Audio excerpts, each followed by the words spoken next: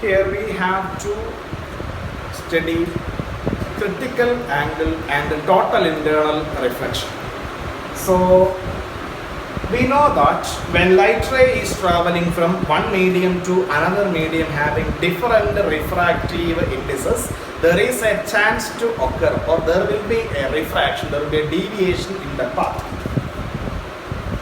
Now I am going to draw three figures. The first figure is A. Now it is denser medium and it is rarer medium. So light is traveling from denser medium to rarer medium. Denser medium to rarer medium. So we have to draw the normal to the surface. We know that when light is traveling from denser medium to rarer medium, it will deviate away from the normal. It deviates away from the normal. It's figure A. Then in figure B,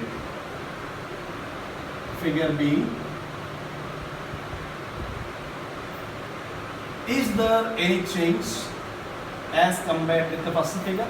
Yes, there is a change because angle of incidence is increased.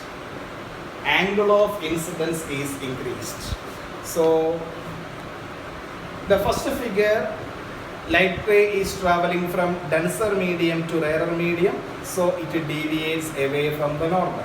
When the angle of incidence is increased, the angle of refraction also gets increased. When the angle of incidence is increased, the angle of refraction also gets increased.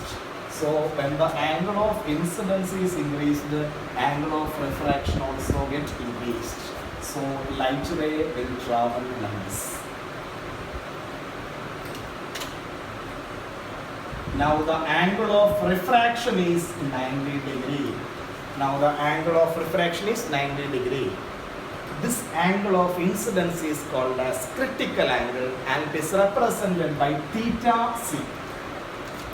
So critical angle is the angle of incidence in denser medium for which angle of refraction is 90 degree. Critical angle is the angle of incidence in denser medium for which angle of refraction in rarer medium is 90 degree. Ready? So in the third figure,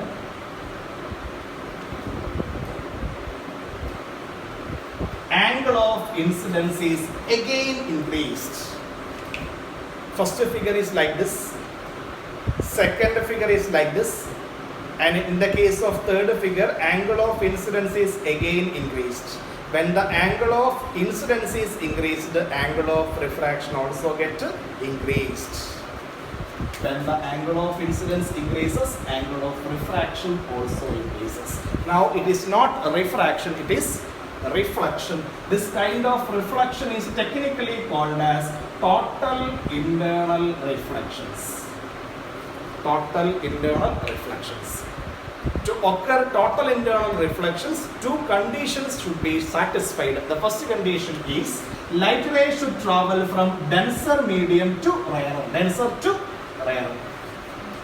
And the second condition is angle of incidence should be greater than critical angle. Angle of incidence should be greater than critical angle. So what are the conditions to occur total internal reflection? There are two conditions. The first one is light ray should travel from denser medium to rarer medium. The second condition is angle of incidence should be greater than critical angle.